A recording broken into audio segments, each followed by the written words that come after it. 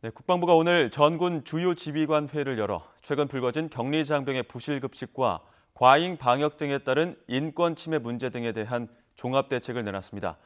열악한 격리 시설과 부실 급식 대책 등이 눈에 띄는데요. 박재민 국방부 차관과 함께 이번 조치의 내용을 놓고 이야기 나눠보도록 하겠습니다. 어서 오십시오. 안녕하십니까? 일단 오늘 전군 지휘관 회의 내용들을 보면 180여 명이 참여를 했습니다. 오늘 국방부가 그 회의 내용들을 발표를 했는데 주요 내용 간단히 소개를 좀 해주시죠. 네네. 오늘 그 장관 주관으로 각군 총장, 합참의장 이렇게 주요 지휘관들이 다 모여서 회의를 했습니다. 해서 이제 격리장병 생활 여건 보장을 위해서 토의를 하고 그 결과를 발표했습니다.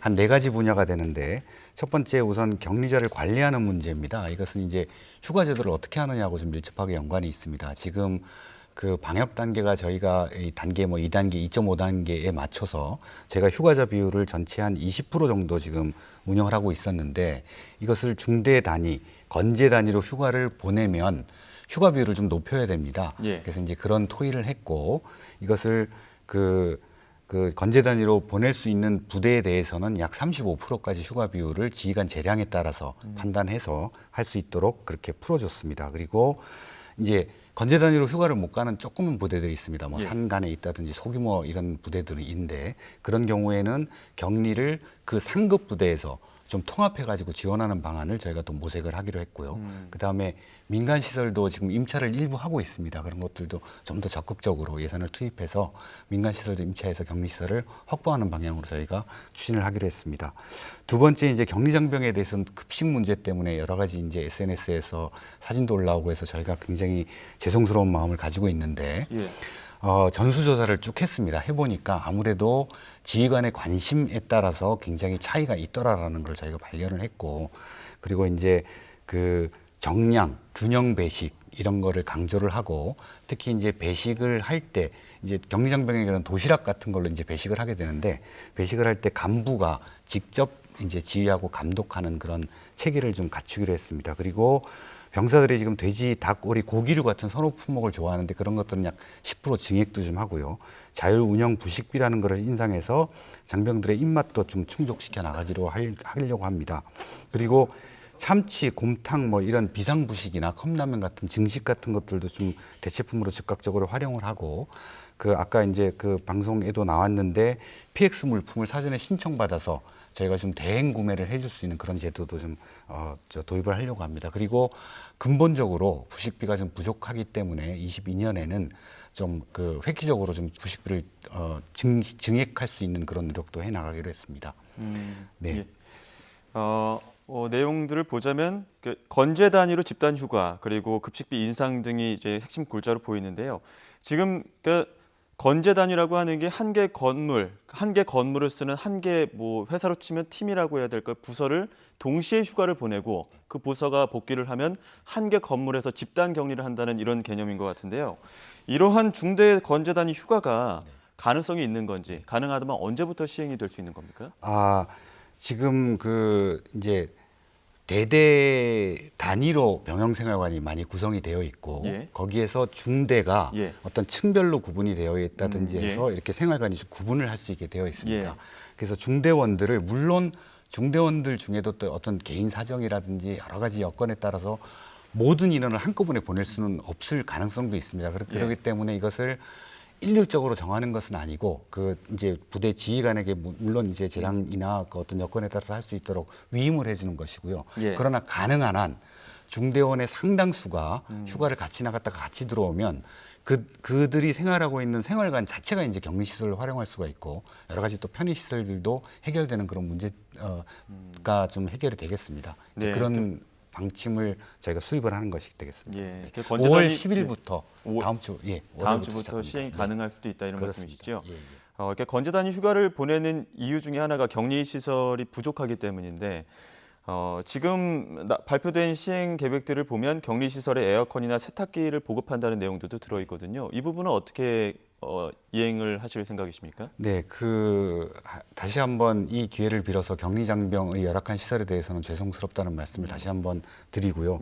저희가 이제 격리 시설에 부족한 것들을 지금 조사를 하고 있습니다. 현재까지 파악된 바로는 에어컨하고 이제 세탁기 같은 경우에 한 600여 대, 1,500여 대가 부족한 걸로 지금 나와 있는데 예. 올해 신규로 이제 보급되는 물량이 있습니다. 예. 세탁기를 저희가 예를 들어 민간에서는 더 오래 쓰지만 저희는 장병들이 세탁기를 굉장히 많이 씁니다. 그래서 예. 그 주기를 수명 주기를 3년으로 보고 있는데 그 원래 이제 교체 소요들이 있습니다. 예. 그런 물량들을 우선 격리 시설에다가 먼저 보급을 하고 일반 있는 것들은 조금 더 사용을 한다든지 아주 고장이 나지 않는 이상은 예. 조금 더 사용하는 방식으로 조금 운영을 하려고 합니다. 네, 수명을 3년으로 잡고 그 이상 사용이 가능한 것들은 추가로 공급을 해서 네. 일단은 사용할 수 있게끔 추가 조치를 하겠다는 말씀이신데요. 지금 핵심 골자 중에 급식 예산을 추가 투입한다는 말씀이 또 있습니다. 이 부분 또 설명을 좀 해주시죠. 네, 지금 올해 급식 예산이 1조 928억 원입니다. 예. 그리고 1인당으로 치면은 하루에 8,790원이 되겠습니다. 이게 이제 언론에도 많이 나온 것처럼 고등학교 급식비의 약 80% 정도 되는 수준인데 예. 이것을 내년에는 1조 1,800억 정도로 해서 1인당 급식이 하루에 1,500원 수준으로 증액을 시키려고 합니다. 이렇게 되면은 장병들이 선호하는 고기류 같은 부식들을 조금 더 많이 배식할 수 있을 걸로 저는 기대를 하고 있습니다. 지금 아까 한 끼로 따지면은 2,930원이고, 그러니까 고등학생 한 끼 급식비가 3,620원입니다. 한 네. 끼로 따졌을 때. 그렇게 봤을 때는 내년에는 3,500원 정도 한 끼 기준으로 네. 봤을 때 그 정도까지는 좀 올려 보도록 노력을 하겠다 이런 말씀해 네, 주셨고요. 맞습니다. 지금까지 뭐 급식이나 시설 관련해서 이제 장병들의 애로사항을 들었던 그 채널이 SNS 제보로 많이 알려졌습니다. 네.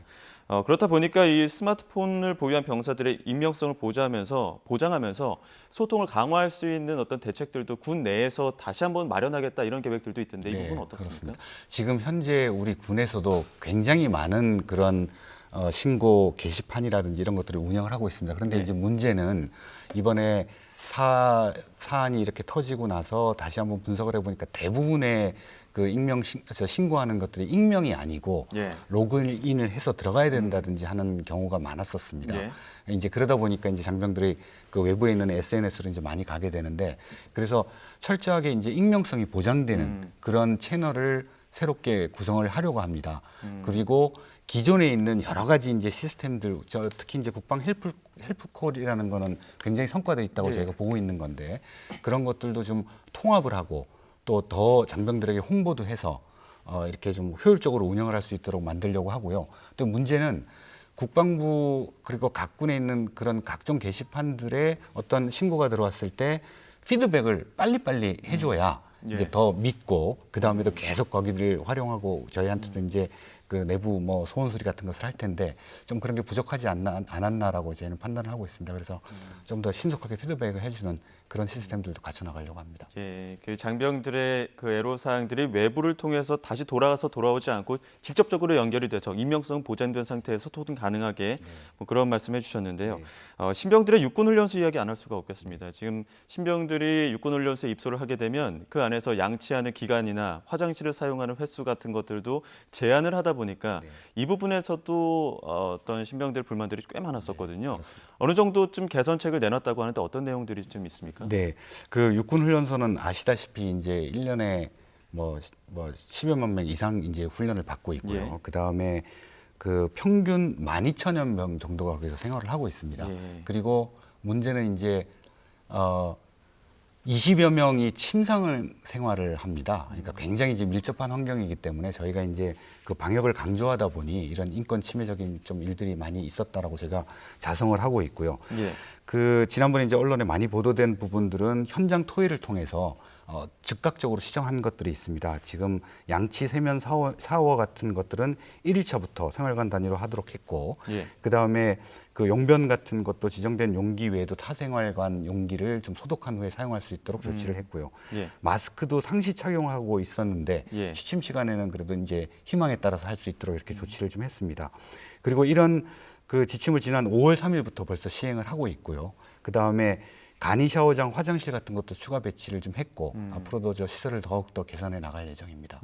아무래도 많은 인원들이 사용을 하다 보니까 그 부분에서 조금 더 방역 대책을 철저하게 하다 보니까 그런 좀 사항들도 생기지 않았나 싶은데 오늘 회의에서 또 보면은 서욱 장관께서 장병들의 인권과 기본권을 보장받으면서 군복무를 할 수 있겠다라는 어떤 약속을 하셨습니다. 네. 그런데 군 내에서 보면 어떤 상명하복의 시스템이 있지 않습니까? 이 상명하복의 시스템 안에서 인권과 기본권을 지킬 수 있는 어떤 균형을 맞출 수 있는 뭐 실행 대책들이 있습니까? 그 이제 장병 인권 보장을 위해서는 저희 국방부가 이제 오랫동안 많은 노력을 해왔습니다. 뭐 예. 인권 상담관을 도입한다든지 여러 가지 이제 교육 시스템이라든지 그리고 외부의 어떤 전문 기관과 이제 교육 자료도 같이 만들고 교육도 시키고 하는 여러 가지들을 하고 있는데 하여튼 중요한 거는 지휘관의 관심 그리고 정성이 아닐까라고 저희가 이제 판단을 하고 오늘 주요 지휘관 회의에서도 그런 말씀들이 많이 나왔습니다.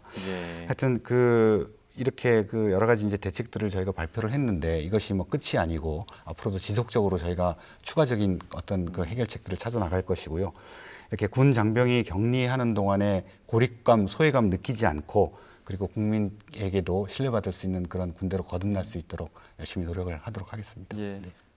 마무리 말씀까지도 이어서 해주셨는데 혹시 또 추가로 이러한 대책들이 잘 지켜질 수 있게끔 지휘관들이 솔선수범하겠다는 얘기도 하셨지만 마지막으로 국민들에게 한마디 해주신다면요. 네. 이제 이번 여러 가지 이제 SNS에서 나기 시작해서 지난 2, 3주간 굉장히 이제 국방부가 현장 점검을 철저하게 했고 모든 전수조사도 했습니다. 그래서 이제 웬만한 대책들을 발견을 했고 저희가 이제 앞으로 오늘 여러 가지 내놓은 대책들을 철저하게 수행을 하면서 또 예산 증액을 통해서 근본적인 개선도 해나갈 수 있도록 이렇게 노력하겠다는 말씀을 드리겠습니다. 예, 알겠습니다. 여기까지 듣도록 하겠습니다. 지금까지 국방부 차관과 함께 최근 불거진 부실급식 문제 등에 대한 대책을 살펴봤습니다. 오늘 말씀 고맙습니다. 네, 감사합니다.